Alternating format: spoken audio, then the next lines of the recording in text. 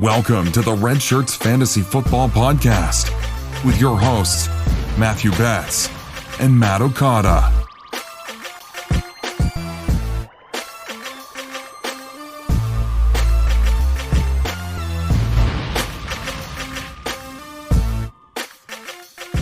Welcome in to another episode of the Redshirts Fantasy Football Podcast.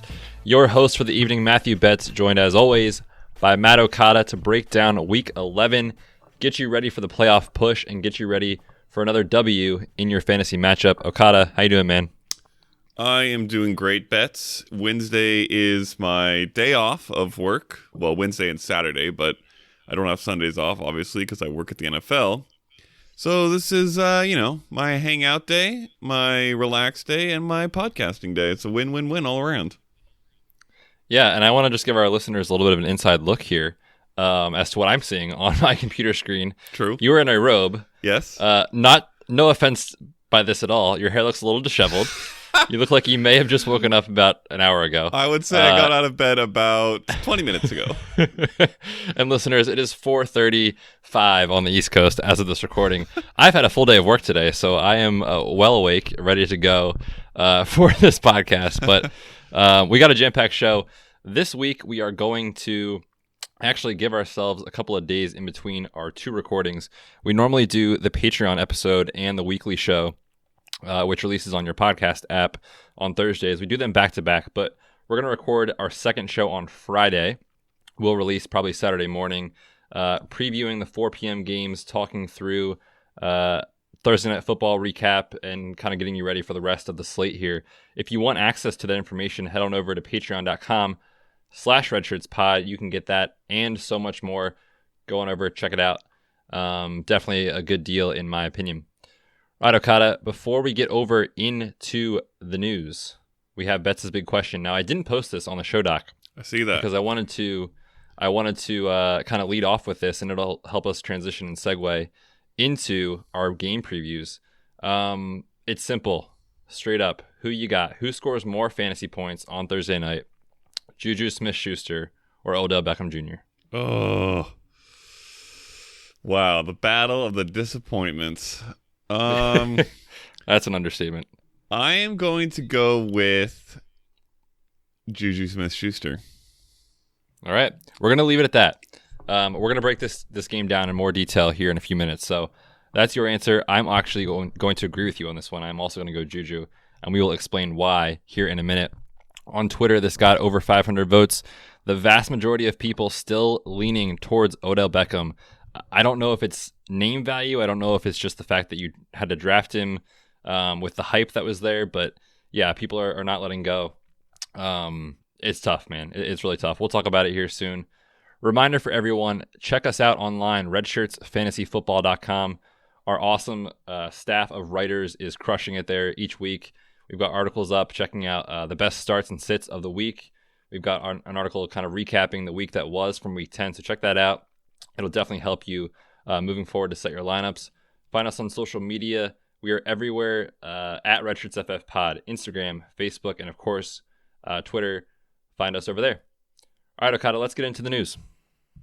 I got great news, guys. Oh, hey, Let's get news. Yes. News. All right, man. It's actually pretty light this week as far as news is concerned. We're going to talk about, of course, the injuries that are going on around the NFL as we preview these games. But as far as, pure news in the NFL, there's one big piece of information to talk about, and it's the fact that Colin Kaepernick is getting a private workout in Atlanta this Saturday. Now, I've been seeing some reports, on social media and that sort of thing about most of the teams are going to attend. What are you hearing as far as what this means for potentially Colin Kaepernick back in the NFL in the future? And what are your thoughts there in terms of, what teams might be out there looking for a quarterback? I would say, first of all, that the feel that I get from being at the network is that not a lot of teams are going to send high ranking, I guess you could say, officials of the team to this. They're going to send the interns. Midweek. Yeah, exactly. It's the day before games in the middle of the season. Coaches are prepping. And unless you happen to be in Atlanta, which no one is, by the way, because it's the Falcons are playing in Carolina, so not even the Falcons are in Atlanta. I don't think nobody's going to want to go out there unless they're just absolutely desperate. As far as like sending a head coach or, your head scouts, whatever. I think that they'll probably, some teams who are desperate will send some lower level guys just to check out if he looks even mildly decent, which I imagine he will. And if we're being honest, he's got to be better than some of the absolute doo-doo starting quarterbacks that are being rolled out right now. I mean, Brandon Allen, Ryan Finley just got his first start. In all honesty, Betts, I don't know if I would take Dwayne Haskins over Colin Kaepernick, and he's a first round pick. No. It's too early for that. Awful. I don't mean permanently. I just mean right now, which, to be fair to the Redskins, it's not like they're going to be looking, they're not contending. The only teams that would go out and actually potentially sign Kaepernick would be a team that's contending and somehow still needs a quarterback, which is pretty rare, or potentially a team that just wants a solid backup in case something were to happen to their, starter. So yeah, I think I agree with you there as far as the backup role. That's what we're looking at here for Kaepernick. Yeah, I think it's, if I had to go with a percentage chance, I think it's pretty low that he gets signed. I'm going to put it at 29%. All right. I like the exact number there. Not 30, 29%. No. The timing of this is weird. Like, yeah, from a scheduling perspective, I don't know who sets this up for Kaepernick, but the SEC has a huge game on Saturday at 3:30. And that's when the workout is supposed to take place. I think it's at 4 he works out. It starts at 3 with interviews and that sort of thing. But we've got Georgia and Auburn, one of the biggest matchups of the year in college football. A half hour after this is supposed to start, there are going to be no top-tier scouts at Kaepernick's workout because of the fact that, they're going around to these big-time college games to see what the real prospects look like. And it's kind of unfortunate for the timing. And obviously we don't have time to get into the whole debate as to how he's been treated in the NFL. But we'll see. We'll kind of see what happens here. We'll monitor the situation, and obviously we'll update with any other news. Other thing I want to talk about, Okada, it's not on the doc. The Jets are coming out, and they're putting themselves out there, man. They are all in on Adam Gase coming out and saying, regardless of what happens for the rest of the year, regardless of our record, Adam Gase is our guy for this season and next for sure. So what can we take away from this from fantasy? I mean, my biggest reaction was, okay, like as far as being optimistic about this team next year, I don't know that I will be, given the fact that we've seen this from Gase now 3-4 years where he's kind of just had losing teams every single season and the concerns with how productive they can be. So nothing really to speak to this season, but anything that you can think of that comes to your mind for next year that maybe you would have liked to see a different head coach or something like that in there for the Jets? I have pretty mixed feelings for a couple reasons. One is I think Adam Gase is awful. I think he's one of the worst head coaches. So that's just rough to have to suffer another year roasted. with him. Yeah. However, getting constantly switching coaches and getting a new coach is almost never better than just sticking with the same coach that you had in his first year for a second year, having another year in that system, and hopefully taking a step forward in that system. So I have very mixed feelings about whether I think this will be okay or good even for Darnold. I kind of like the idea that he'll be in the same system again. I kind of don't like the idea that Gase is just bad. And then the one main thing I'll say is I think the biggest disappointment probably of the year is Le'Veon Bell. Well, to the average fantasy player / analyst. As we all know, Betts and I hated Le'Veon Bell coming into the year, and this is why. And I don't think that this has too much to do with Gase. I think it has more to do with the offensive line and just the way that he fits into this team. So I don't think it's going to get any better for him, really, or for the team in general. But I think it could maybe be okay for Darnold. Did you go out and trade for Le'Veon Bell at all before your trade deadlines closed in your fantasy leagues? Because the matchups have been awesome. And I think that's what a lot of people are hearing is go trade for this guy. I almost did it. I almost actually took the plunge. Thank God the guy I was trying to trade with denied it. But yeah, I own 0 Le'Veon Bell this year, not 1 share. How about you? Nope, not a share. Not Didn't before, even try not to after. get him in a trade? No. I love it. Sticking to your guns. All right, man. We're going to get over into the breakdowns here for all the games. Reminder for everyone, the following teams are on bye: Packers, Giants, Seahawks, and Titans. And real quick, Okada, let's just talk about the Seahawks, because we've got some big-time injury news regards to Tyler Lockett to discuss, and then we'll get right over into the game previews. So normally we break down the injuries as we go through each matchup, obviously with the team on bye. It's worth monitoring Tyler Lockett's situation. He ended up in the hospital after the Monday Night Football game, which, by the way, what a game. With a left lower leg injury. Basically what happened here is he took a direct shot to the leg and is dealing with a bruise. That bruise, if it's severe enough, can cause swelling inside of the lower leg where there's different compartments of muscles and nerves and blood vessels. And essentially, if those components swell to the point where the nerves and the arteries are getting, compressed, it can cause really, really serious issues with potentially losing a limb. So that's why he was in the hospital. But fortunately, we heard some news today on Wednesday that Tyler Lockett is back in Seattle. He is home, and he escaped any serious injury. So he actually should be okay for the Seahawks after the bye. Just wanted to let everyone know so that if they were making plans for him, he should be good to go moving forward. All right, man, let's get over into the game previews here. We're going to start with Thursday Night Football, as we always do. We teased it at the top of the show. Cleveland versus Pittsburgh. A very low over-under on this matchup, Okada. I don't think Vegas is expecting a lot of points here or a lot of offense. And with that being said, I think we're going to see that type of game script. I'll let you kind of kick things off for you here. Give me like your best play in this game. Who is your favorite fantasy option in the matchup? Oh, I really don't have any. Both defenses have, well, I would say the Steelers defense has been better. The Browns defense kind of challenges more directly the better players on the Steelers. I think I'd probably go with, if healthy, which you can speak to, James Conner would probably be my choice there. What do we expect for him? Yeah, Conner's going to be good to go. He was listed as a full practice participant all week. They came out today saying that they are going to start him. He should be fine.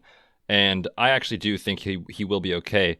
The only concern with the AC joint basically is any direct contact to that area and how sore is it, and does it cause the shoulder to have too much pain to play through. So essentially right now it's a pain management issue for Conner. I would suspect him to play with an injection into the joint to basically numb it up for pain control, and play with, they kind of call it a donut. So it's kind of just a little circle of a pad. It's on top of the shoulder, right underneath the shoulder pads, to provide some extra cushioning there and offload the joint. So he should be okay as far as his performance.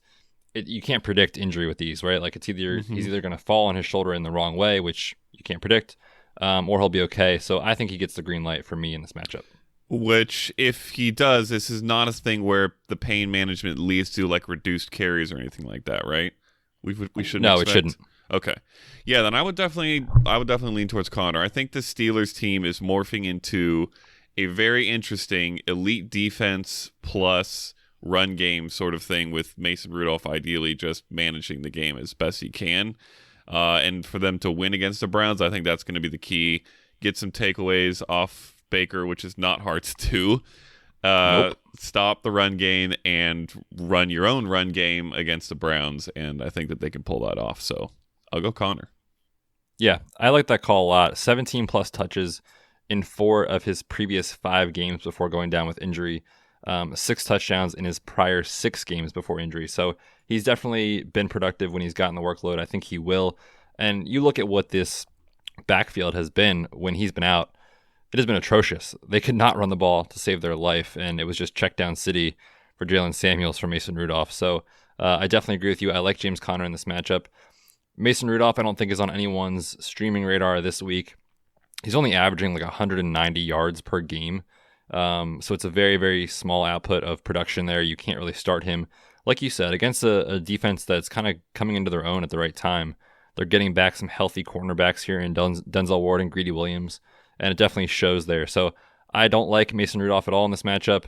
I think you have to temper expectations for that reason with the pass catchers. Now, we talked about Juju a little bit at the top of the show. Out of those three, Juju, Deontay Johnson, and James Washington, who we saw emerge last week, would you prefer Juju out of those three? Yeah, I'm still sticking with Juju. He's the most talented by far of the three. And there's always going to be games, and it will probably happen a couple more times this year, that one of those other two guys gets the big catches or draws the easier corner, and so he gets targeted more, and they outproduce Juju. But on the whole, I expect Juju to be better, and I don't see any specific reason in this game to lean away from him versus other guys. So I'll stay with him. I'm staying with him over Odell, so definitely staying with him over those guys. Yep. Love it. Browns slot corner TJ Carey is getting destroyed this year. He's giving up 9.2 yards per attempt on 45 targets. And looking at other slot receivers against him, Cooper Kupp, 11 for 102 and 2. Julian Edelman, 8 for 78 and 2. Tyler Lockett, 5 for 75. Cole freaking Beasley, 4 for 74. Yeah, man, I like Juju in this matchup. He's pretty much the only pass catcher I want to start. Any interest in Vance McDonald? He's in the shined turd tier. Yes. So yes. And if it's you getting are worse. Streaming, with it all is. These injuries. I know the tier gets bigger somehow every week. It's so bad. Yeah. But so if you're streaming, he's a guy who could hit, but I'd prefer to go somewhere else if I could, obviously. Yeah. Onto the Browns side of the ball. We talked about Odell Beckham a little bit already. Let's just start with him.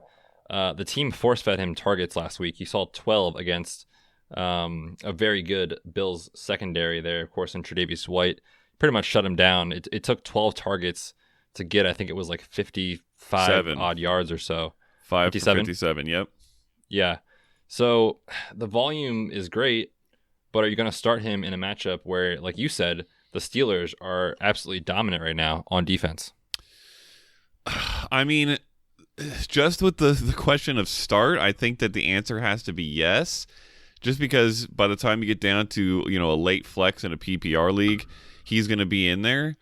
But I do not like starting Odell. I mean, in a game where he gets 12 targets, he can only come up with 5 for 57. That would have been 10 for 157 and 2 touchdowns back in the old days of Odell. And I don't know what's happened since then. Baker's terrible, and Odell seems to have, I don't know, lost a step, just not connecting with Odell or with Baker.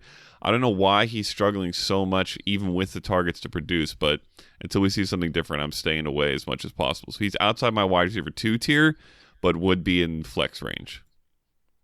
Let's pretend you had waivers run and you picked up Brian Hill. Are you starting Brian Hill or Odell Beckham? Brian Hill. Oh, my gosh.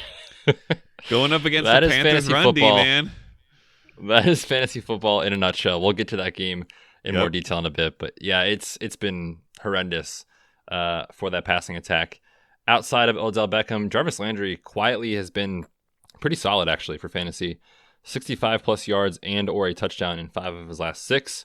But in recent weeks, the Steelers have shut down the slot receiver. Tyler Boyd only had 33 yards. Cooper Kupp, for whatever reason, 0 receptions last week. Yeah, wild. And Keenan Allen, 2 for 33. So I would stay away from Jarvis in this matchup. Let's break down the backfield, because that was the hot topic last week. We kind of discussed we maybe would see 10 to 12 touches from Kareem Hunt. And apparently, Okada, you can predict the future, because Kareem Hunt had 11 touches in that game and turned it into 77 yards. So he looked good in his first game back. And I like the way that they used these two backs. You saw Nick Chubb basically kind of maintain his role as the running back of the two, and Kareem Hunt was more the pass catcher. You saw him lined up all over the field. At times he was out wide, sometimes in the slot, sometimes they were both on the field together. So it was good to see that at least somewhat creative scheming from the offense there in Cleveland. Out of these two, I think obviously Nick Chubb is the play, but is Kareem Hunt startable in this matchup as a flex? Yeah, I think he's startable as a flex. He's kind of actually probably around the Odell tier, which is sad to say. And I think this actually is a game where I might prefer him a little more than Chubb. Not straight up, but for their values. So like maybe in a DFS lineup, I might prefer to go have more Hunt than Chubb. I think this is a game where he, again, gets a lot of catches, and that's exactly what we saw last week. In a game that they were down for portions of it, fighting through a lot of it to contend with the Bills. Hunt got 9 targets, 7 catches, 44 yards. So I think we see that again. I wouldn't be surprised to see it again, and I would be okay flexing him in a half or full PPR for sure. Perfect. All right, man. Let's kick it over to our next game. And this one, unlike Thursday Night Football, I am very excited to talk about. You have Deshaun Watson and the Texans taking on Lamar Jackson and the Ravens. Should be one of the marquee matchups of the week. Should be a ton of points. It'll be fun for fantasy. Let's start on the Texans side of the ball. We've talked about Deshaun Watson in the past being obviously a no-brainer start. The only question I have for you is where is he ranked for you this week, given that it's a pretty tough matchup against the Ravens secondary, who is now fully healthy? Well, let's find out exactly where. I know it's in my top 5. It is number 4. So I am confident. And I think I'm a little bit lower than you. I think I've got him down at 9. It's just a matter of, I think, a lack of, like, one of his ceiling games. You know, I don't want to say a lack of, because he can do it in every single week. But, I'm sorry, correction, it is 8. But it's not a situation where it's a smash spot for him. So that's my only reason for ranking him there a little bit lower. Obviously, if you got him, you are starting him for sure. In terms of his pass catchers, Will Fuller did return to practice this week, coming off of the hamstring injury from week 7. And Okada, you can speak to this better than anyone. I've been saying this all off season and early in the season, you know. I'm worried about him for his hamstring concerns. And here we are in week 11. If he is somehow active in this game, are you willing to go back to Will Fuller, who we know the situation, right? When he's been on the field in past seasons, he's been really productive with Deshaun Watson. But coming off of injury, are you willing to throw him in your lineup? I think it probably depends on my situation. If I am a team that is kind of in the playoff picture, feeling confident against a team I think I can beat, I'm probably going to try to avoid Will Fuller and go for something safer, like I don't know, Jamison Crowder's probably too high of an example, but more of a PPR guy that I know is going to get targets and be healthy. If I'm a 4-5 team, wait, what? 4-6? 4 math. We're in week 11. You've played 10 games. Yes, that's right. 4-6 or 5-5, and I'm going up against a team that's in playoff contention, and I need to, you know, pull off a big game. That might be more the situation I go for Will Fuller, hope for a big explosion. But I think for the most part, I'd prefer to avoid until we see him and know that he's 100%. Yeah, I agree with you. I still don't trust him this week, and I'm actually not even sure that he actually does play. So we'll find out what the practice reports tell us later in the week. We will see. One thing, though, to note is if he does come back, I actually do like that for Kenny Stills, who should move back into the slot role. He's kind of struggled playing on the perimeter in the last several weeks without Fuller, but I do like that. So just kind of a side note, maybe we'll talk about him in future matchups being in the slot. Something to monitor there for sure. Darren Fells, man, all this guy does at the age of 33 is catch touchdown passes in his fantasy breakout season, like we all saw coming. He's got 9 red zone targets, tied with DeAndre Hopkins for the lead on the team. 6 touchdowns on the year. Is he in the tier of the poopy tight ends that we don't want to start, but actually will start? Yeah, he's in the tier. It's tempting to say he's near the top of the tier, but I don't even think that's true. He had a touchdown last week, but it came on 1 catch for 1 yard on 3 targets, and that's not a recipe for excellence. But I do think Deshaun Watson's going to be good. I do think Deshaun Watson's going to throw touchdowns, and for the most part, that's meant Darren Fells is going to score touchdowns. So words are hard. Yeah, words and math, man. Just get me out of there. You're not awake yet. No, of course not. Yeah, he falls into that tier with 15 other guys of guys I'm not confident in, but will roll out there because it's a shot in the dark chance that he scores a touchdown, basically. Yeah, I ranked him as a back end tight end 1 just because he has the chance at the touchdown there.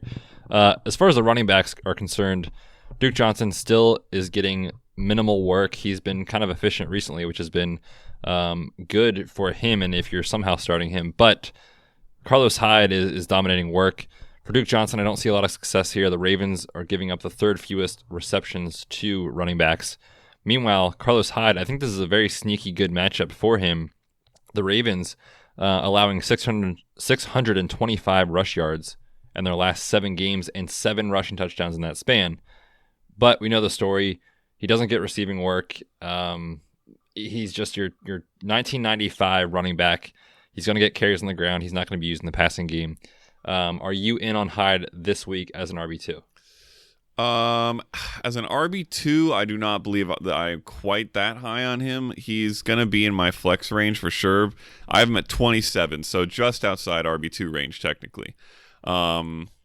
He could have an okay game. It's really going to depend on how quickly this Texans team can start because, to your point, he is not going to catch passes. Duke Johnson's going to have that role.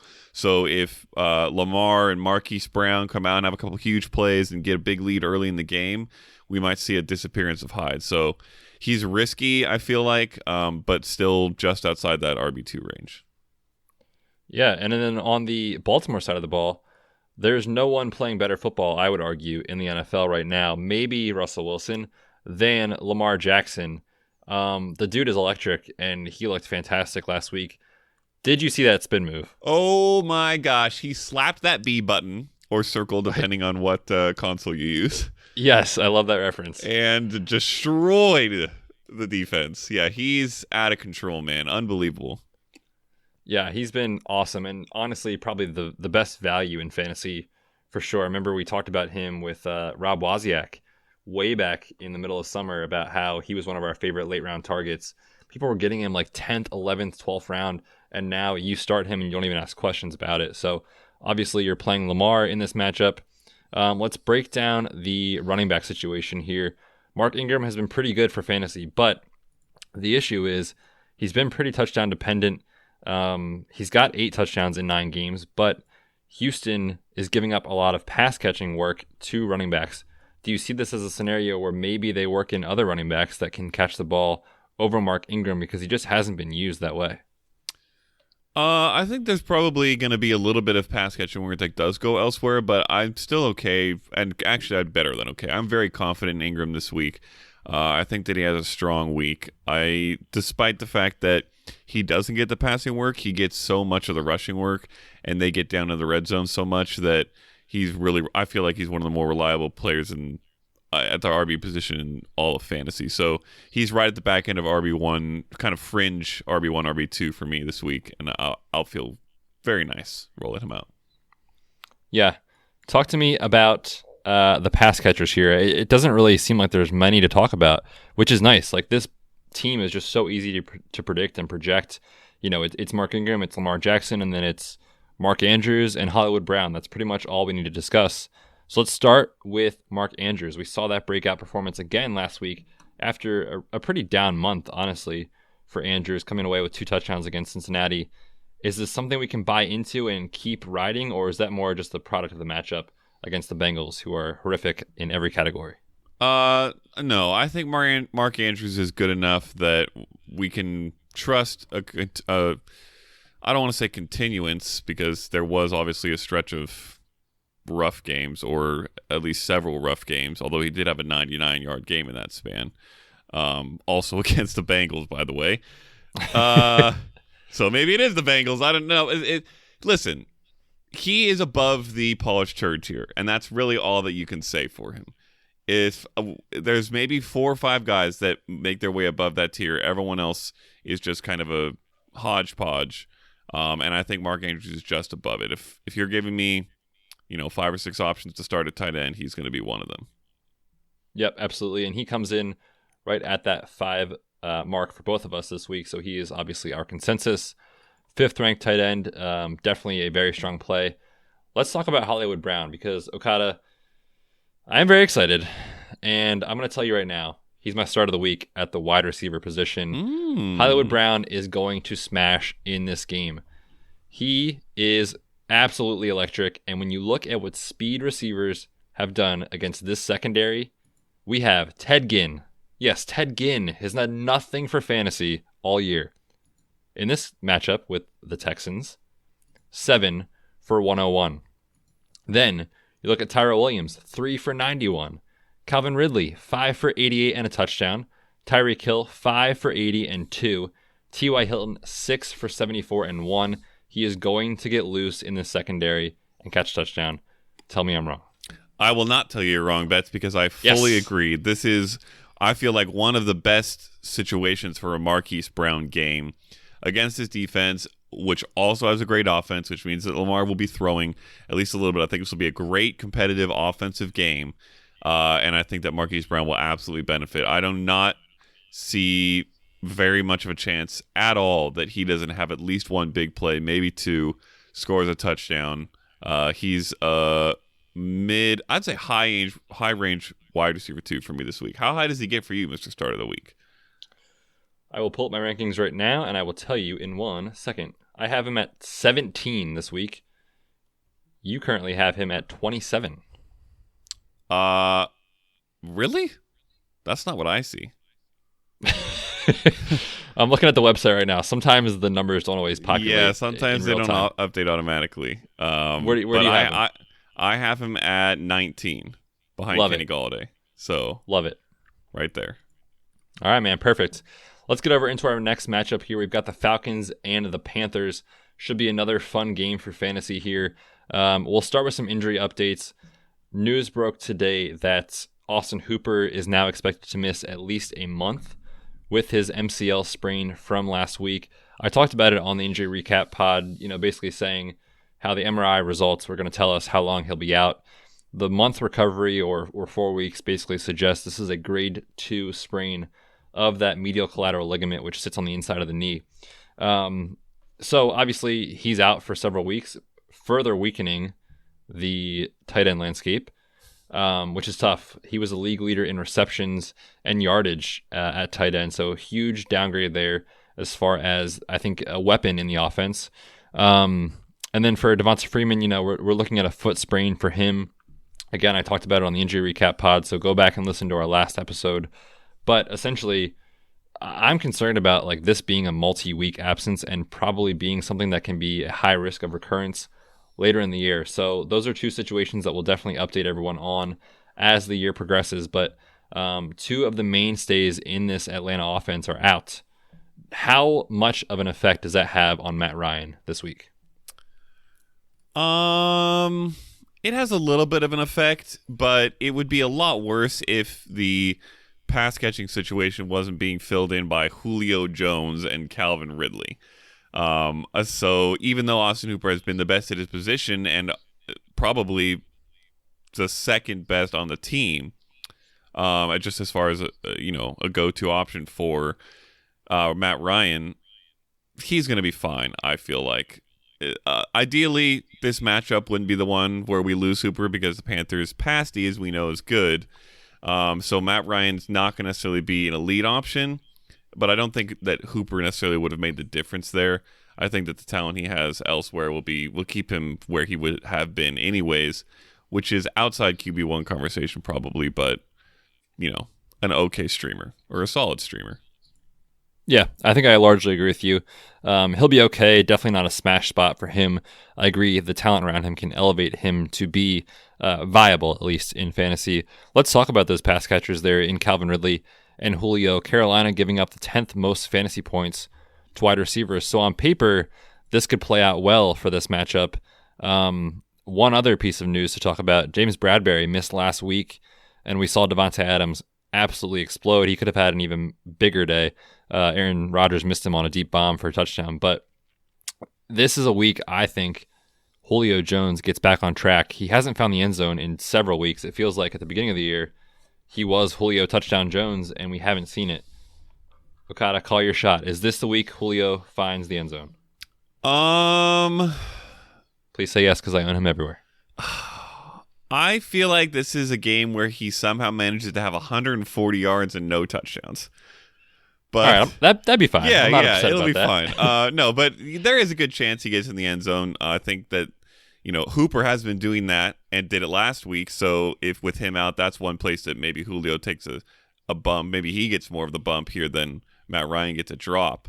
I definitely love Julio this week. I think he has a lot of work.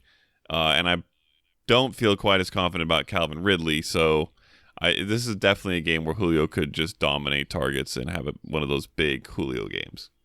Yeah, I agree with that for sure. How about on to, a replacement of Austin Hooper?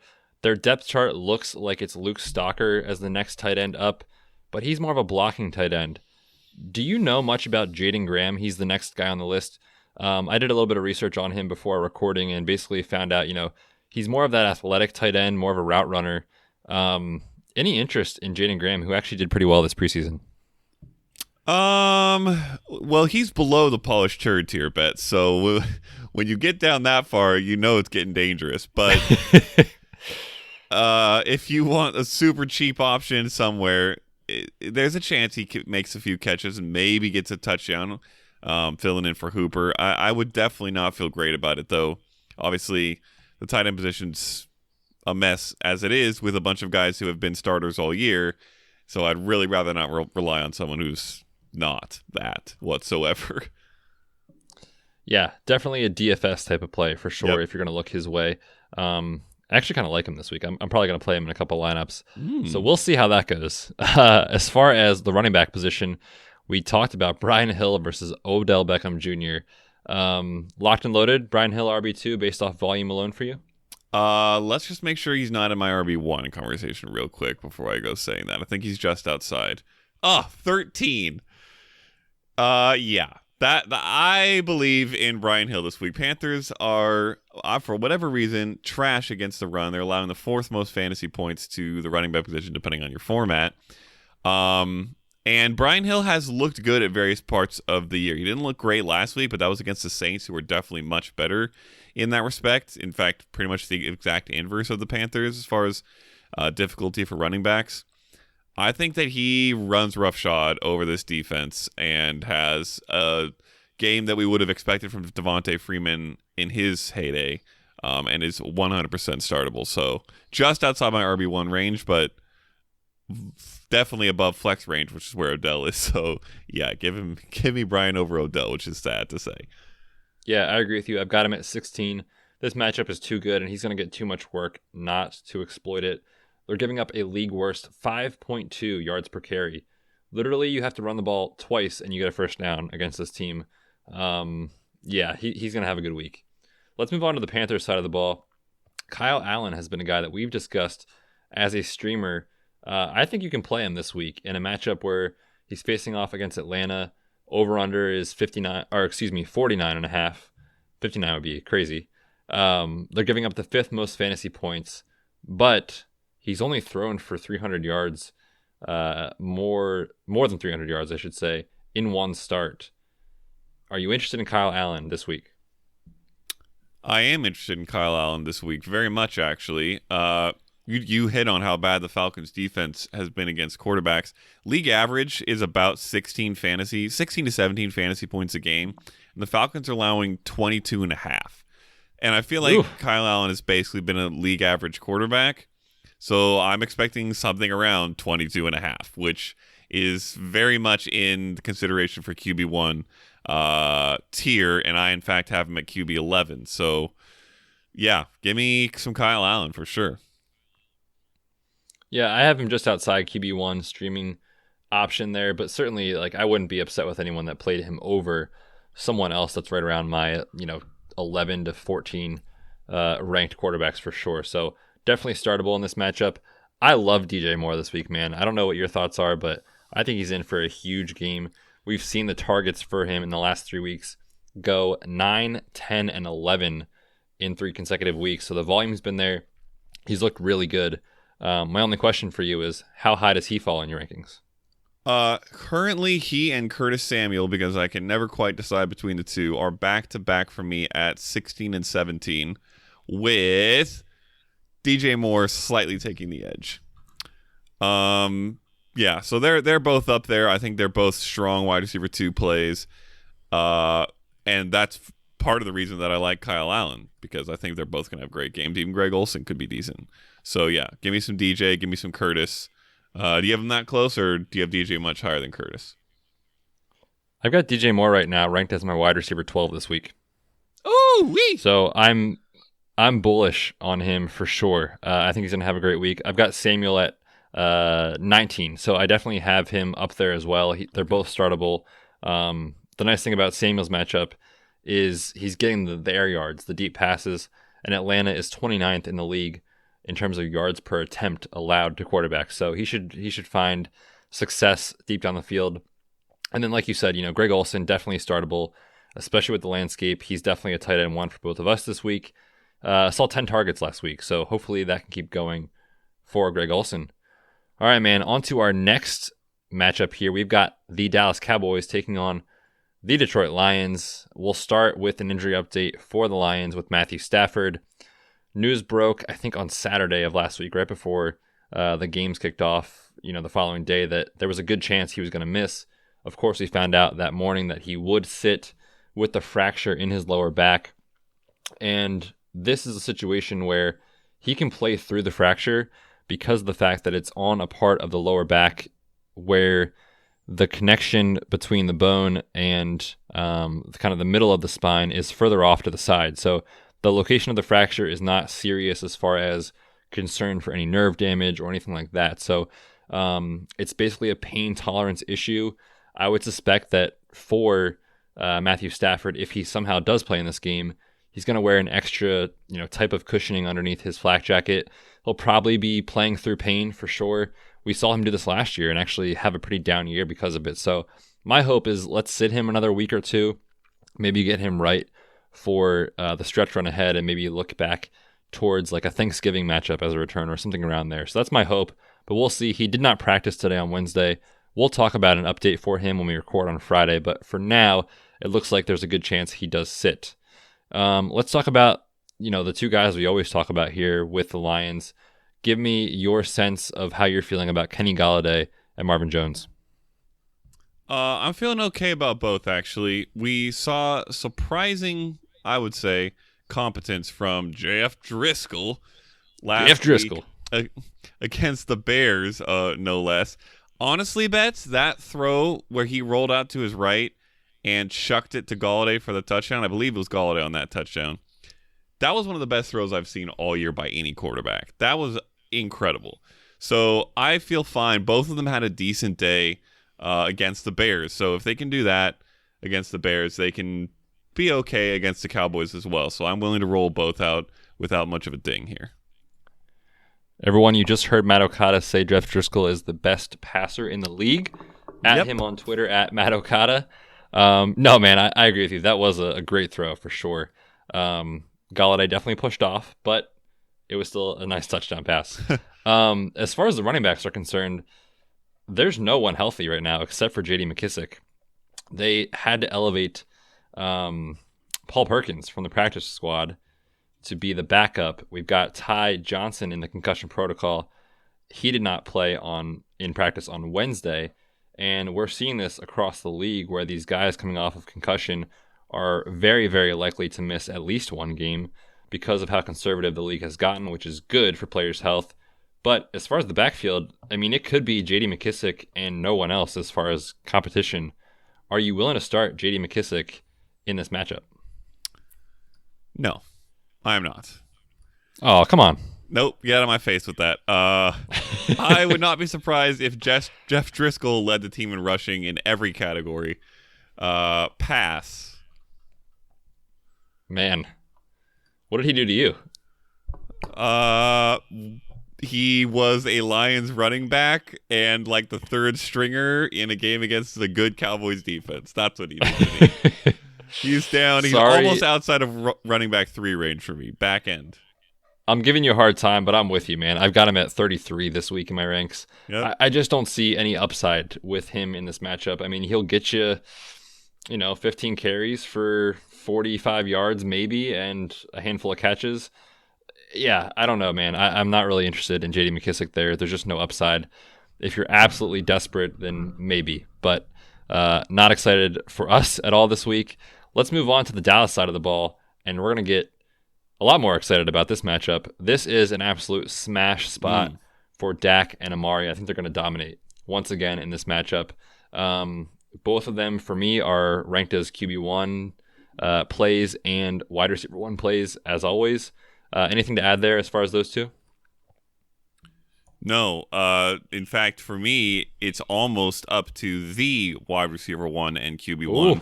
I have Cooper as my number 2 this week, and Dak is number 5. So Love it. Give me both.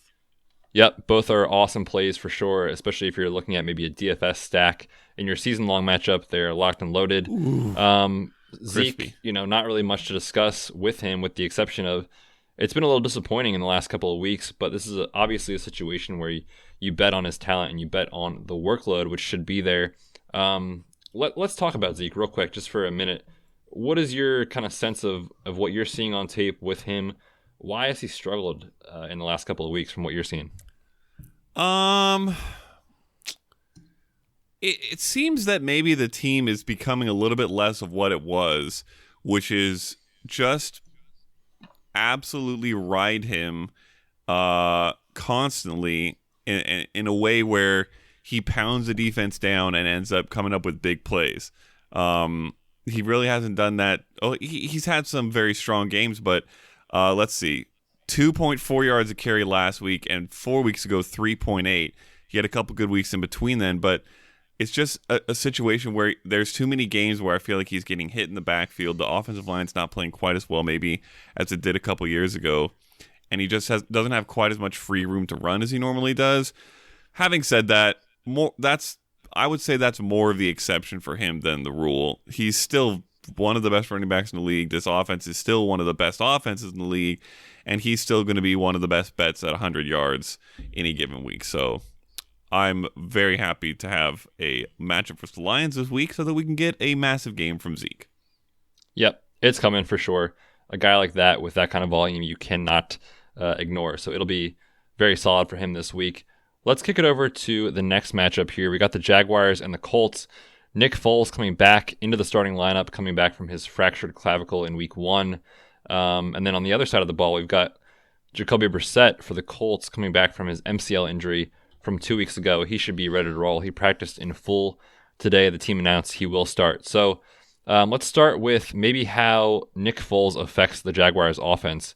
We've seen Gardner Minshew elevate DJ Chark to a wide receiver 1 in fantasy this year. Do you think it continues this week against the Colts with Foles back in the lineup?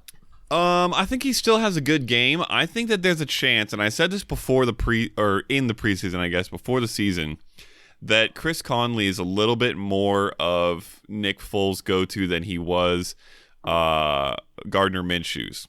Just because Foles has often preferred that kind of big guy who can go up and make jump ball catches, the Alshon Jeffries of the world, and Conley is definitely that. And in fact, the only pretty much play we saw from Nick Foles before he got hurt, and the play he got hurt on, was a bomb touchdown to Chris Conley. So I think that maybe we see a little bit of a scale, effect balancing out between those two as opposed to what we've seen for most of the year. But having said that, I think Chark is still great. I think Conley is still more of a shot play than a reliable receiver. And I think more than anything, this probably helps Fournette. I think this is just gives them a little bit more confidence to be what they wanted to be initially, which was to have, a strong run game where then Nick Foles can take some deep shots out of play action and for the most part rely on the defense and Leonard Fournette to win. So I think we see that again, and I feel good about him for sure. Yeah, absolutely. Leonard Fournette's usage is just it's incredible, man. He's been getting so much work. It's so encouraging to see him used in the passing game the way that he is. So yes, you love to see that for sure. He's locked and loaded. On the other side of the ball, of course, Marlon Mack is equally as much of a bell cow as Fournette. He's been getting work like crazy, and the offensive line is still very good, so you're starting him. With Brissett back in the lineup, maybe we see a jolt in the passing game. Man, they struggled last week with Brian Hoyer against the Dolphins on a 2-game win streak. Let's not forget. What is happening? I actually heard this on a different podcast today. I can't remember which one it was, but the Dolphins are only 3 games out of the playoff hunt in the AFC, which is stupid to even say. But that's the reality. With Brissett back in the lineup, it looks like T.Y. Hilton will probably sit again in this matchup. Did not practice today on Wednesday. Any interest in going back to Zach Pascal? Yes. I would say mild interest. I feel okay about rolling Pascal out there as a sort of a flex option. I think Jacoby Brissett has been above average. He's been very nice, I would say, this year. And we saw some strong games from Pascal when he was in and Hilton was out. So I'm willing to roll him out there again as a sort of probably third wide receiver. Yeah, I think I agree with that there. As far as the tight end usage, I am pretty encouraged about Eric Ebron. We saw him come out last week and get more work. He had a meeting apparently with the head coach before the game, explaining his role and his frustrations, and we saw him get some more work. So I'm definitely comfortable rolling him out in that disgusting, uninspiring tier of tight ends that exists in today's fantasy landscape. So I definitely would start him as well. Anything else in this matchup, or you want to move on to the Buffalo and Miami game? I mean, I couldn't be more excited to get to Buffalo and Miami, so let's do that. Yes, let's talk about this game for literally 1 minute, no more. I'm not starting anyone on the Miami side of the ball. No. You look at Devontae Parker. He's been really good for fantasy, like a wide receiver 2 over the last 2 months, which is shocking to say. But he gets Tre'Davious White, who just shut down Odell Beckham Jr. No, thank you. Nope. Kalen Ballage totaled, 47 yards on 20 carries. Not good. Get out of here. So on the Buffalo side of the ball, Josh Allen is a smash play this week. How high do you have Josh Allen? 6. Love it. Yep. I am right there with you. I've got him at 5, so we both love Josh Allen this week. John Brown, the connection has been there. We haven't seen a really strong game from him in recent weeks. He's just been really steady, which is good for fantasy. You know, we like that stability. This matchup, though, you think he can go off and actually have a really productive sort of boom week? I definitely think he can. That's always something John Brown can do, and it's actually really surprising that we haven't seen it really since week 1 when he had 123 yards and a touchdown. Every other week it's been somewhere between 50 and like 70, 80 yards, which, like you said, not something to complain about at all. He's been probably the most consistent receiver in the entire league, but I would really like to see a boom game, and this is definitely one where it could happen. The Dolphins secondary has nothing. They had something that they gave to the Steelers, and oh my goodness, has that worked out? But yes. Yeah, give me some John Brown. Give me some everything really on the Bills, but definitely give me John Brown. Yeah, I like it. Yeah, for sure. From the running back standpoint, we saw Devin Singletary 2 weeks ago take control and have a 20-plus touch game. This past week, it was a little bit disappointing. We didn't really see the usage and the production we would have hoped to see. I assume you're comfortable going back to him in this matchup. I am, and I think that the Bills are going to be. I think that, he had a great start to the year. Then he was injured for quite a while. Then he came back and had 20 carries, and they won massively. He had 95 yards. And then they came out and gave him only 8 carries and 3 catches. They did target him 7 times, so they were trying to get him the ball through the air. But he averaged almost 5.5 yards a carry against the Browns last week, and they only gave him 8 carries. That makes absolutely no sense, and the Bills ended up losing that game. So I think they hopefully will learn their lesson, feed this guy the ball. He is very good, very dynamic, and I think against this defense could easily have a massive 150-yard rushing game if they give him the 20 carries that he probably deserves here. Yes, I definitely am on board with that. And Okada, we almost did it. We came in at about 1:30 in breaking down that game. So almost a minute to discuss a full game. That's honestly all you need to know for that matchup. The Bills defense, obviously a very strong play as well. Let's move on to the Broncos at the Vikings. On the Broncos side of the ball, same thing. We can keep it relatively short. Brandon Allen, man, it's a smash spot for the Vikings defense. They're going to absolutely dominate. They're my number 1 ranked defense this week in fantasy because of the fact that they can sell out to stop the run. We saw that on Sunday night, holding Zeke to 47 yards. And if they do that against 2 good backs in Royce Freeman and Phillip Lindsay, are you telling me Brandon Allen's not going to throw at least 2 interceptions in this matchup? Opportunity for pick 6. I am definitely playing the Vikings defense everywhere I can. So I love that. As far as the running backs are concerned, Okada, any interest in Phillip Lindsay and or Royce Freeman in this matchup? I think you have to be mildly okay rolling Lindsey out there. He's had 10 plus carries. Well, he had 9 last week, but before that he had 10 plus in 4 straight games, and gets a little bit of work in the passing game here and there too. He's okay is what he's going to be this week, pretty much. He's going to be a guy that you flex probably, maybe even sneaks into RB2 territory, but I don't expect a great game from him, and I don't really want to start Royce Freeman. I don't expect much from him. He's well outside my RB2 territory, and Lindsey is just inside it, so not really feeling great on either. Yeah, we saw, and this might have been an anomaly, we saw the offense run only 43 plays in Week 9 before their Week 10 bye with Brandon Allen as the starter. And if that does continue, man, the upside of these guys is absolutely gone. So certainly you hope that changes. But I agree with you, man. Tough matchup. It's hard to really trust both guys. I prefer Lindsey as well if I'm going to pick one of the two, but certainly I'm tempering expectations. How about Courtland Sutton, who's been very, very good this year, 70-plus yards and or a touchdown in 8 of his 9 games. Man, what a catch 2 weeks ago against Denzel Ward.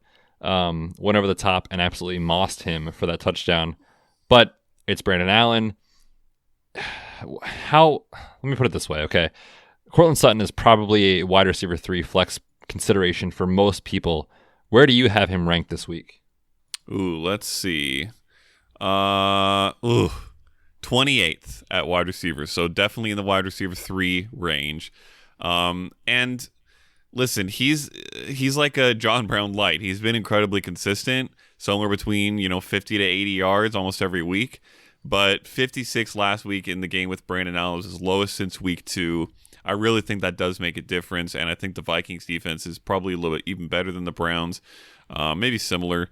So I don't feel great about Sutton this week. He's probably the lowest I've ranked him since, I don't know, a long time ago when he really had established himself as a consistent option this year. So not feeling great. Yeah, I've got him at 25, so I'm kind of right there with you. I think he's certainly flexible, but man, definitely not what he was the first month and a half of the season. For Noah Fant, it's encouraging at least what we saw. I mean, he's the type of guy who he played a season high 85% of the snaps before the bye. He ran a route on 21 of 23 pass, or I should say dropbacks for Brandon Allen. So he's on the field. He's running a ton of routes. He's in that category of tight ends where we don't know what to do with except for just hope and pray. But at least he's got the athleticism, I would say, to make a play and get down the field, which we saw in that Week 9 matchup where the Browns pretended to play flag football on that pass completion. Oh, that was so hideous. The worst tackling I've seen in recent years. Easily. Horrible. So bad. So that's what you're hoping for Fant. We can probably move on to the Vikings side of the ball. Dalvin Cook is obviously a lock in your lineup. We don't really need to discuss him too much there. I think the most intriguing discussion here is Stephon Diggs, who, without Adam Thielen, has been bad. Like, I can't even look at the stats right now, but I think it's been like 5 or 6 receptions over the course of those 2 weeks. It's been really, really down. And we've seen Dalvin Cook elevate. He's had 5 for 73, 4 for 45, 7 for 86 from weeks 8 to 10. That's in his receiving game without Adam Thielen there. And I suspect Adam Thielen sits in this matchup again, coming off of the hamstring strain, and they're on bye next week. So it makes sense from a timeline perspective to keep him out. What's going on with Stephon Diggs? Where you have him ranked? Are you playing him in this matchup? Give me your temperature there on Diggs. I am playing him in this matchup. I have him ranked, I think, in the back end of wide receiver 2 territory. Let's see, 19. So actually kind of mid-range wide receiver 2. Yeah, we've seen kind of inconsistency from Diggs throughout his career, and I think this has just been a couple of those down games. I think it was even worse than what you suggested on the stats. I think you said 5. He's had 4 catches for 53 yards combined over the last 2 weeks. Yeah, really odd and unfortunate for Diggs fans coming off those 3 massive games before that. But I still think he's one of the most talented players in the league. I think you got to roll him out there. He does have bust potential. I think he has more bust potential than you would like from almost any wide receiver 2 right now. But he's too good to sit, so he's going to be my wide receiver 2 territory until further notice. Yeah, I'm actually quite a bit lower. I'm at 27 for Diggs this week. Ooh. And it's not even the Ouch. fact that I don't believe in him. Obviously, the talent is there, but you said he could easily bust and finish as like the wide receiver 50 as he's done in the past couple of weeks. It's a tough matchup, going up against Chris Harris Jr. I suspect he'll see a lot of him, and obviously that's a difficult matchup where he'll have to really play at his best to beat him there. So I'm nervous about Diggs this week, and as a result, I'm nervous about Kirk Cousins. He's been great, 15-1 touchdown to interception ratio in his last 6 starts. So Cousins is cooking right now. He's looked great, but it's a tough matchup. The Denver defense has yet to allow a top 12 finish to a quarterback in fantasy. Is Kirk Cousins the first one to do it? No, not at all, Betz. He is going to have a terrible week. This team is allowed tied for the second fewest passing touchdowns in the entire NFL, behind only the Patriots, who have allowed 3. So that doesn't even count. They're like another species of defense. But yeah, I have little to no interest in Kirk Cousins this week. Even as a streamer, I'd probably lean away. He's currently 18 for me, behind Jacoby Brissett, I believe. So no, thank you. I'll pass. Yeah, I'm right there with you. Quarterback 18 for me as well. Certainly, I don't want to start him if I can avoid it at all cost. Let's move on to the next matchup here, our last one for tonight's show. We have got a riveting, exciting. Give me another word for exciting. It depends on if you're talking about the Jets Redskins or the Saints Buccaneers. Because I'm talking about the Jets Redskins, man. Okay. How about hideous? Does that work? Yes, of course. I was being facetious. This game is going to be not fun to watch. Again, we'll keep it short. There's not a lot of fantasy options to talk about. Le'Veon Bell, you're starting because of volume. Washington is obviously very weak against the position. So certainly Bell could get on track in this game. Any interest in Sam Darnold this week? He's coming off of a quarterback 7 finish last week. Washington ranks bottom 10 in sacks and quarterback hits. So certainly Darnold has time in this matchup to deliver the ball. Relatively speaking for Darnold, I have interest. He's my number 16 quarterback right now, which kind of puts him at the end of streaming territory. Normally he'd be at least 5 spots lower than that with the way things have been going. But yeah, I'm okay rolling him out there. I think that the Redskins D is just as bad as Sam Darnold is. So he could have an okay game. Yikes. Jamison Crowder has been absolutely rock solid as a PPR option, so I think you definitely start him again. The targets are there, the production is there, and this is a revenge game for Jamison Crowder taking on the Redskins, so you like to see that. Robbie Anderson, droppable in fantasy? Yeah, I would say so. Yep, he's gone. How about the tight end situation? We're seeing Chris Herndon obviously now on injured reserve with that rib injury. Ryan Griffin had been really productive in his previous matchups here, going 10 receptions, 116 yards, 2 receiving touchdowns against the Jaguars and Dolphins from weeks 8 to 9 before the return of Herndon in week 10. Are you going back to Ryan Griffin in that disgusting tier? I mean, he's at the bottom of it for me, honestly. He could definitely have an okay game. He could definitely have a 5 for 50, and you hope for that touchdown. And really, that touchdown is what would make the difference. So yeah, he fits in that tier. I think he's streamable, but I don't expect a great game or anything like that. Yeah, I think I'm right there with you on that. On the Redskins side of the ball, we have news that Dwayne Haskins has been named the starter until anything changes, basically. So he's the starter rest of season for the Redskins. Are we finally going to see the narrative that we've been talking about and everyone else has been talking about with the connection, the college connection between Terry McLaurin and Dwayne Haskins? Can we trust Scary Terry in this matchup? Yes. I have him as wide receiver 20, which I feel like is pretty good. I think he's definitely startable. I think he has great PPR upside in this game. for a Dwayne Haskins target at least. I really feel like Haskins can only get better because he has been a straight doo-doo so far. Not good. Not good. And not too much scares me about this Jets D. So yeah, I'm definitely okay rolling McLaurin out there, and I hope he has a great game because I'm a big fan. Yeah, for sure, man. I actually think we are going to see a pretty strong performance from McLaurin. The corners for the Jets have been atrocious this season. They're getting absolutely destroyed. Darius Slayton went off last week, 121 yards and 2. We've seen guys like Preston Williams in the past destroy this team.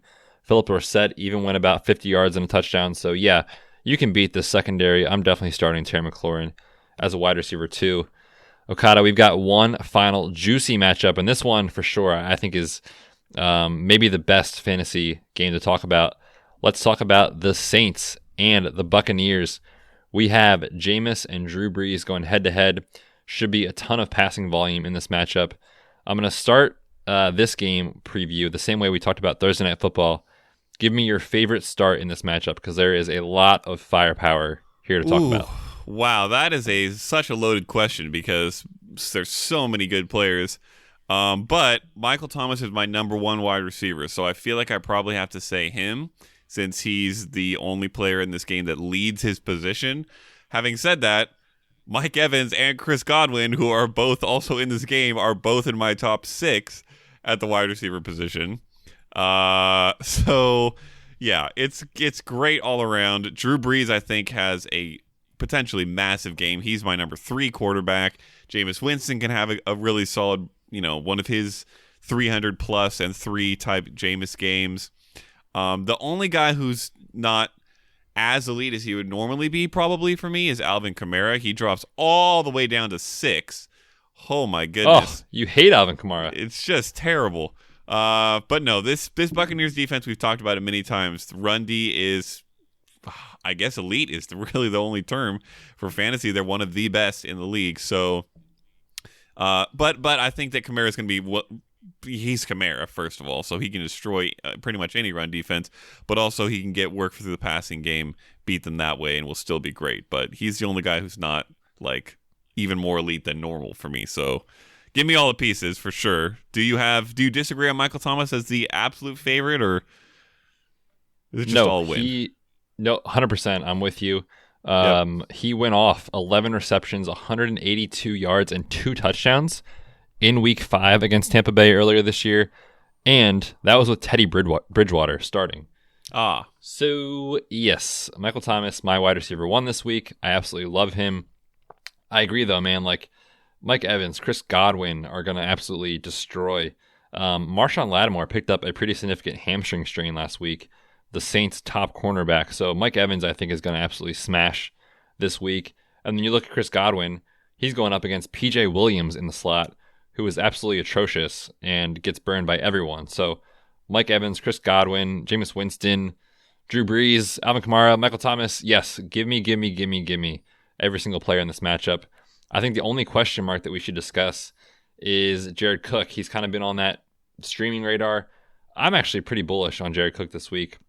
70-plus yards and or a touchdown in 3 straight games. Are you with me on Jared Cook? Yes, I am. He's my number 6. He is in the, whatever the name is we haven't come up with yet for the tier above the polished turd tier. He is probably one of the 6 or 7, maybe 8 guys that I can actually rely on this week as a tight end. So yes, give me some Jared Cook. Yes, for sure. I'm with you there. As far as the running backs are concerned, the only one that I think is a question mark is Ronald Jones. We saw him get a ton of work last week. We actually saw him catch 8 footballs for 77 yards, a sentence I thought I would never say when we talked about him coming out of college. But we had news today, Bruce Arians basically giving his vote of confidence to Jones in the passing, type of usage there. It's a tough matchup on paper against a good Saints run defense. Do you think he has enough volume, though, to project him as a running back too? No, I don't. I'm not bought in yet. Arians can be bought in if he wants. I am not bought in. I need to see a few more games from Ronald Jones to really believe. He's RB29 for me, so close to the RB2 range, but not quite there. Like you said, the Saints D, very good against the run, and I'd prefer to avoid him if possible. Yeah, in my initial ranks, I've got him at 24. I could certainly see that changing, though. So I'm with you. Back end RB2, flex consideration this week. All right, man. That was all of the 1 o'clock games and, of course, Thursday Night Football. We're going to preview the 4 p.m. Sunday Night Football and Monday Night Football games on our Patreon show, which we will record on Friday. Before we get out of here, Okada, let's get over into the mailbag. Now let's talk about the mail. Can we talk about the mail, please, Mac? I'm dying to talk about the mail with you all day, okay? All right, Okada, this first one comes in from @RandyMal04 on Twitter. He says, in a half PPR league, I have both Evan Ingram and Hunter Henry at tight end. Someone offered him Miles Sanders for Evan Ingram, and he lacks depth at running back. Is this enough of a return for Evan Ingram to just get Miles Sanders? Before we can answer this question, Betz, I need you to tell me what we expect from Evan Ingram from a health standpoint. Yeah, so he's dealing with a midfoot sprain, and we've seen how problematic these can be from a performance standpoint. Obviously, we have to look at guys like now Devonta Freeman, also out, and Cam Newton. Now, the severity of this, I don't actually know. It's worth noting Evan Ingram basically did finish that game that he got injured. So it's not like it's a, we're looking at 3 months recovery for Ingram. I think it's dicey for sure at this point in the season. The team's on bye, though, so we're not going to really know a lot about Evan Ingram until next week. I'm certainly hesitant. I think it's going to be at least 2 to 3 weeks before we see him back at full strength at a minimum. Okay, that makes it tough because I would have said I don't think this is enough. I think Evan Ingram is an elite tight end. You need to be able to get more for him than just a Miles Sanders. Maybe just don't let your friend who you're trying to make this trade with listen to Betz's breakdown and try to convince him that Ingram's going to be fine and then trade for more. But yeah, I would really rather get something a little better. But if you don't feel confident about Ingram, and especially if you need a playoff push now, if that makes sense, if you're kind of on the fringe and you really need performances now, it might be something I'd consider since Ingram may be out for a few weeks. Although, to be fair, Miles Sanders is playing the Patriots, which is kind of like being on bye. Not really. He'll be okay. What do you think, Betz? Yeah, I agree. I think you can get more for Evan Ingram. I think he still has enough name value. And you look at tight end, like it's just disgusting. So he's an every week top 5 option there, and you've got Hunter Henry, so you're stable. I would try to be a little bit more aggressive here and get something either on top of Sanders or a top tier player in addition to what you're looking at here. Next question comes in from @Josh Nimrod Nims on Twitter. He just has a simple start-sit question. He's got 3 options in a PPR league. Tevin Coleman, Robert Woods, or Calvin Ridley. Who are you going with this week? Ooh, let's take a quick gander at my rankings. I'm going to go with Tevin Coleman, Betz. Robert Woods and Jared Goff, going up against the Bears doesn't make me feel great. In fact, the Jared Goff we're seeing now may be a result of the breaking that we saw the last time they played the Bears. If you guys remember in that wintry game last year, before that game, Goff was great. Ever since then, he's been trash. So I think the Bears broke him. There's a good chance they break him again here. I don't feel great about Woods. And Ridley, we talked about a little bit. I think he'll be okay, but is not quite as reliable. Tevin Coleman, on the other hand, is my running back 8. So, Yes, please. Yep, I'm with you there. Tevin Coleman is the play. We didn't talk about this player because we haven't previewed the game yet. We'll talk about it on Friday. But Matt Breida looks like he's going to miss at least 1 week. He aggravated his ankle sprain that he's been dealing with for 2 years now. And Tevin Coleman should definitely be in your lineup this week. So I am with you on that. And let's just transition right into the next question because it ties right into the Jared Goff discussion. @Neil95MC wants to know, are we thinking McVay turns things around? I don't know how to get him more time in the pocket. He's referring to Jared Goff. When there's no draft capital and no cap space, it's not looking good. Oh, man, it has been atrocious for Jared Goff this season. You talked about it. It's another tough matchup on the road. He's been terrible in games where the defense can get after the quarterback. He's been terrible. He just lost 2 starting offensive linemen. That's not good. What's your temperature here? Does Sean McVay turn it around? Do the Rams turn it around? I will answer this question with a small story, Betz, which is that I work with Maurice Jones-Drew on a weekly basis, who so does fancy radio. of you to drop that name there. Does radio. He does the radio calls for the Rams and is very plugged into that organization. He is the most heinously blind Rams believer and has been for as long as I've known him, which is a year and a half now. Always talking about how the Rams are the best team in the league, never giving up on them. This week, I was sitting in our green room before a show, and we started talking about the Rams, and he said, "Nope, it's over. I've given up. The Rams are out." That is as the heart of a death knell as you can possibly get. I think that the Rams this year, it's going to be a mess. I don't think they really pull it back together. I think they're suffering, honestly, from a Super Bowl hangover. Got whooped by the Patriots, lost all sense of self and identity, and haven't found it again yet. Having said that, I think kind of the second part of Neil's question, which relates to draft capital and cap space, is looking forward past this year even. And I think that they do turn it around in the future. I think that the main thing they need to do is get some offensive line help. I think they'll figure out a way to do that, shift things around, make some trades, whatever it takes, hopefully get a good draft pick. Obviously, they have some draft capital, if not some great draft capital. So if they can address that, I think it makes a big difference. And I think that for Dynasty, you can expect good things for this team. But this year, it's certainly not what we had hoped from the Rams offense. Yeah, I think you said that perfectly. I don't know I can add too much there, so I'm with you on that. And with that, Okada, we will wrap up the show. Obviously, we went a little bit long tonight, but hey, it's crunch time. We're looking towards the fantasy playoffs. There's a lot to talk about. Okada, why don't you take us out of here and let the people know where they can find us and where we can find all of our rankings, etc., all that good stuff. Definitely. You can find all of the rankings and all of the great articles that our writers are putting up at redshirtsfantasyfootball.com. You can also tweet specific more questions to us for potentially the Patreon mailbag if you want to get in our Patreon. You can go into our Patreon and do that, or you can tweet us at RedshirtsFFPod. Betz is at the Fantasy PT if you need any medical knowledge. I am at Matt Okada if you want to hear stories about Maurice Jones-Drew, which I have some good ones of. Some I'm probably not allowed to share. Yeah, that's pretty much it. Week 11, here we come. So little of the season left, even less of the fantasy season left. So hopefully you go out there and get some wins, get yourselves into the playoffs, and win some Red Shirts championships. That's us signing off for now. Until the Patreon pod, if you're in our Patreon, or until next week, we are the Red Shirts.